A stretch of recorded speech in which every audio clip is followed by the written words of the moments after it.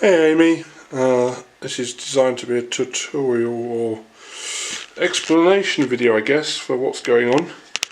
So at the moment I think we should start with the power, and so for the practice run and for my event I installed two of these 32 amp 3-phase power outlets on the main board, which deliver 24 kilowatts each at 400 volts, and one of those goes straight to the dimmer pack and the other one goes into this distro, which provides power for all the other lights in the system, and they work their way through here into the main room. And I've set up. I've currently got the man lift here as well, and I've got a wide angle lens on the camera so that I can show you stuff at close quarters. Here's my dimmer rack. It's got a spare dimmer that's not turned on at the moment at the bottom, it's not needed. And everything that I've got for this gig has got these little labels on them, and that tells me what channels they need to be set to, so that next time I set it all up it's all where I left it. And up above there's some mini dimmers in there and a DMX splitter and a manual desk, which is for just as a backup really if the computer system fails. And then this is the box which interfaces with the computer and spits out DMX on that side. And then I've got a Wi-Fi emitter and a network hub, and that's for controlling the software with the iPad. It's running off a gaming computer which I recently had rebuilt in March, so that's got plenty of power. And the way that everything's set up, I'll do this software first and then I'll go back to the hardware. The way everything's set up on here is I have, just get the focus, oh, that's better, is I have a few songs. This is a rock song, Blur song 2, where I've got all of the I'm just going to turn that off. Where I've got all of the scenes set up and ready to go, and there's some that even have it all fully automated. So this one here, I have to press this button to start with, which primes the system, gets all the moving heads in the correct position, and then there's a button which music cue, and that would start the audio if I had the amplifier turned on. And then I've then got basically one scene and then another scene.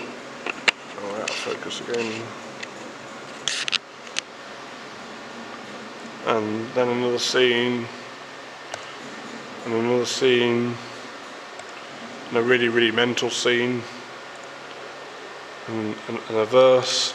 So basically they're just all stacked in order, so you just work your way down the list, and they're totally manual, so there's no timing really. You just, when you get to that part of the song, you change from one to the next. But this music cue always gets left on because it's doing something in the background. And then ones like this one here, this little in focus, the little rabbit there indicates the speed, so I can have that scene running that sort of speed, and if I put the speed up it just goes faster to the point where the moving heads can barely move because they can't keep up with the speed, and if I bring it back down the whole thing runs at a slower pace. And then there's a fader as well, so I can manually take control of not the movement but the brightness, and I can manually adjust that as well, which is really cool. And so that just runs. The other one I've got is one where it's fully automated, and it has this little symbol here and these symbols which indicate it's looping once, that it's skipping to another scene, and that part of the song lasts for 0.9 of a second. Some of these ones, like the chorus down here, that's for 3 seconds, but it's looped, quite a bit longer than that, and it's looped several times. And this one, once you set it off, it'll produce the lights. I'll send you a link with some full videos of what this sort of looks like.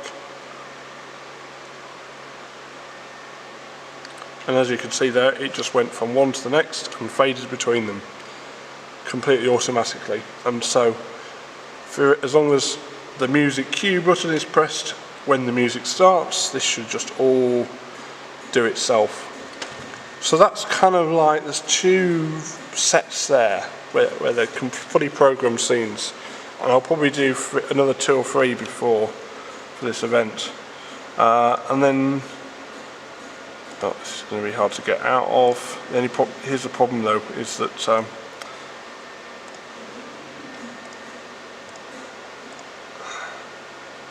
getting out of them is kind of tricky. Right, they're ended. And then I've got some scenes which are like that, just a scene. They have no movement, they have no specific purpose. They are just a bunch of scenes. So that's jazzy. This one is for film, so it's just blue projecting out into the walls. I'll turn the lights off. So the one for the films is just blue light projecting out, and then these lights here putting out some red, and they're not even pointing in the right direction anymore, you know. But I don't know. So they're just specials, as it were, for certain things, and to get to them quickly. And I've got one for speech, which is just white light shining inwards, bit of colour changing going on, and yeah, there'll be some Fresnels and stuff which I haven't put up.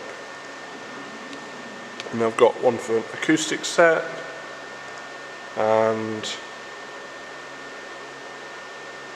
a button that says do not turn off, and I've just turned it off.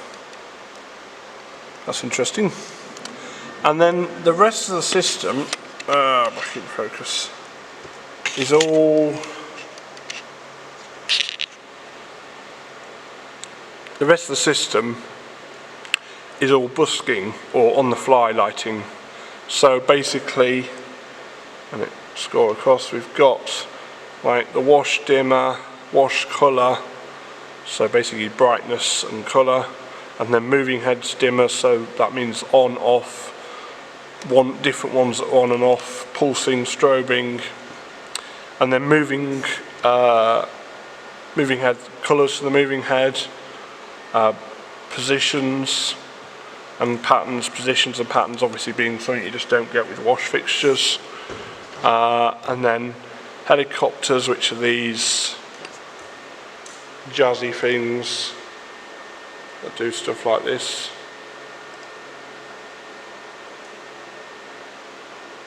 They're cool. And then I've got things like power cans, so that's one which incorporates both sets. So there's 20 power 56s at 300 watts in this rig, and 12 64s at 1000 watts. And the 1000 watt ones have got colour gels on.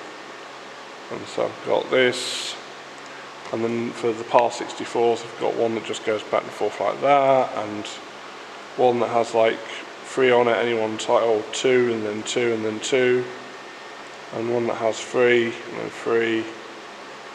So 3 on each bar that are lit. And again, all these I can change the speed from that to that to that. So, and I can adjust the master dimmer as well with those controls. And then I've got, if I press the space bar, that activates all the blinders at once. Oh, it looks like a fire's going off, but it isn't. And I've got various different settings they can be on.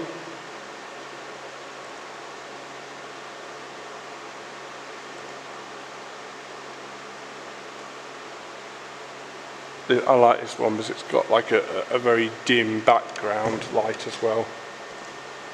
It's a random pulse, which is fairly random. And then I've got one where it's all the blinders are on, but they're just set at 25%, so they're nice and dim. And I'll put them back up and put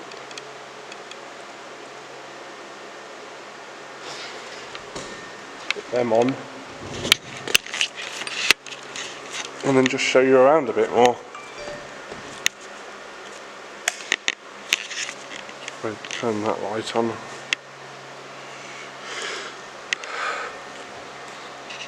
do hope this video is not going to be too long-winded. All my toolkits and stuff. All the cables coming out the back of the dimmer rack. So I've got my 32 amp in 3-phase input there, and then socket pexers for both the lighting bars. And there's a few spare socket pexers I'm not using, and then these are all bulging connectors. They're going to the white PAR cans. I need to add a couple more connectors on there, and then I can get all the dimmers. It's got some circuit breakers on there. The back of the computer, it's a bit of a mess. I've been fiddling around with it. I wouldn't set it up like that for an actual gig, because these are going to go up on the ceiling. They're like house lights. This building has bars that go across. It's quite thick actually, and solid steel. And these nice roof bolts, which I've cleaned all the cobwebs out of today. And then going back to front of the building, I've got audio, which is complete. I pushed it away from the other cables to minimise audio hum. And then we've then got 32 amp socket pex, bulging, DMX to the house lights there with power, so the two cables are joined. DMX on the computer, DMX back to the dimmer rack, and my secondary DMX that's coming from that lighting desk. So there's a lot of cables there going from front to the back of the building. Everything comes into this box where the signals are merged and then distributed back out. And I probably need one more DMX splitter here because there's not enough. And then I've got my main power board here, going to the moving heads, to the Mac 500s because they use a lot of power, and then everything else on that 16 amp, and then lasers on these two 13s. So they're my RGB lasers, a couple of them, and a little sound system comprising of a sub, a mid and a top, little DD amp.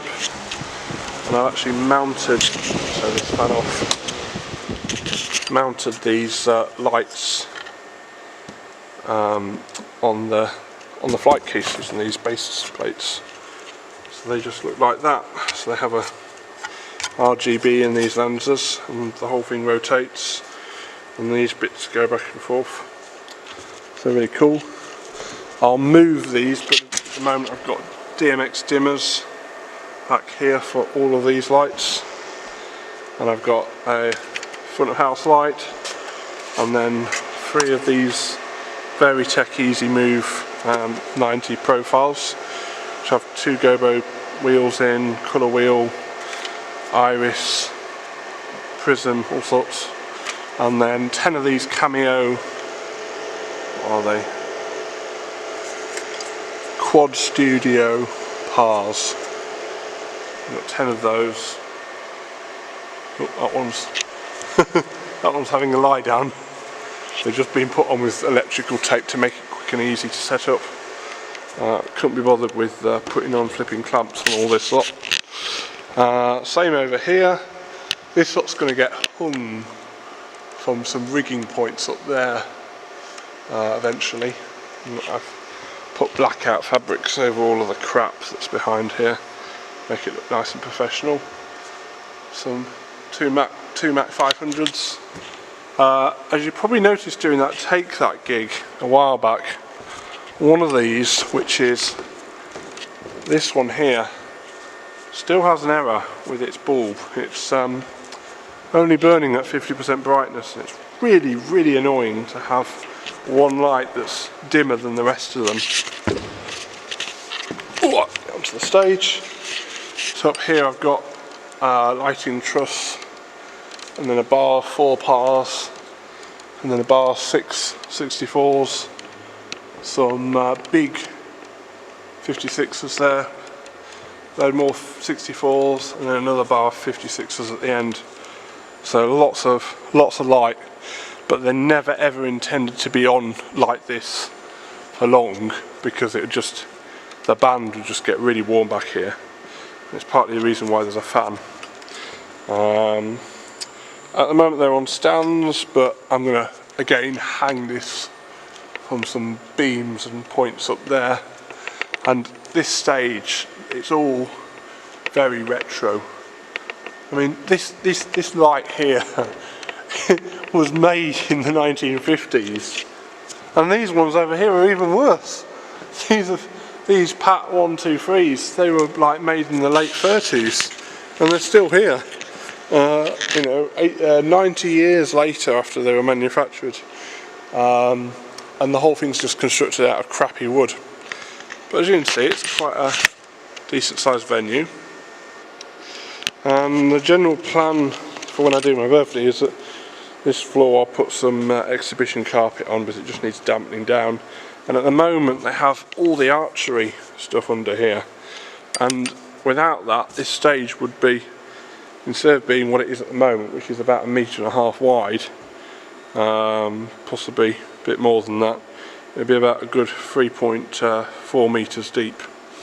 But the plan is that that's not wide enough, not for the bands I want to play, so we're going to extend the stage out by a further 2.1 meters, giving us 5 meters depth, so it will come to about here, and then go all the way across to about this point where this stand is, and then there'll be a gap down the side for some steps, and the same on the other side, and so it will bring that whole thing forwards. And then down the sides I'm going to have like a few little corner arrangements of chairs there and there, and then I'm going to build a little staging area here and put a couple of sofas on it and replicate that down the other side, so I have another couple of sofas, more chairs. I found someone that's got 4 of these red sofas that are in very good nick, which I can borrow. I don't even have to get rid of them. This piano's been doing a lot of dusting, it's very dusty. And then back here we're going to have a bar, and in the other corner where the uplifter is we're going to have a bar. So one for beer and cider, and another one for wine and gin and rum and all the other things, all the delicious alcohols.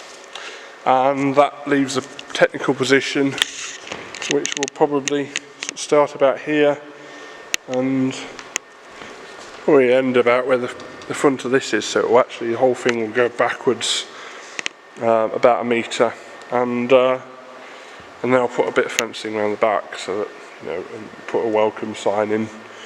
I'm going to light this window up. We've already been doing loads of stuff in here that I guess I've been pushing for, which is all these acoustic panels. Got put up about 4 or 5 weeks ago, and now I've covered them with a load of dust, so I'm going to have to vacuum them. Oh grief, look at that lot. Yeah, lovely. Gonna have to really get a cloth on that soon. And there used to be a big basketball hoop there, which looked horrifically ugly. So we took it down and there's a massive hole behind it, but we'll fill that in and paint, and that will look really nice. I'm going to get pizzas out that door by Yard 46. They do amazing pizzas, and in fact I had one right here tonight. Oh yeah, there's the pizza box. They do amazing pizzas, so it'll be pizza and beer will be what's on the menu. And yeah, I don't know when this is all going to happen, but I guess it's just going to happen when COVID kind of goes away a little bit. But I look forward to bringing this out. The idea is that with enough planning, like what you can see there, it will be a plug and play operation, and we can just well, we can plug and play. We can plug it all in and it will just work. So I've got some labelling to do, and then I've got to start packing this lot down.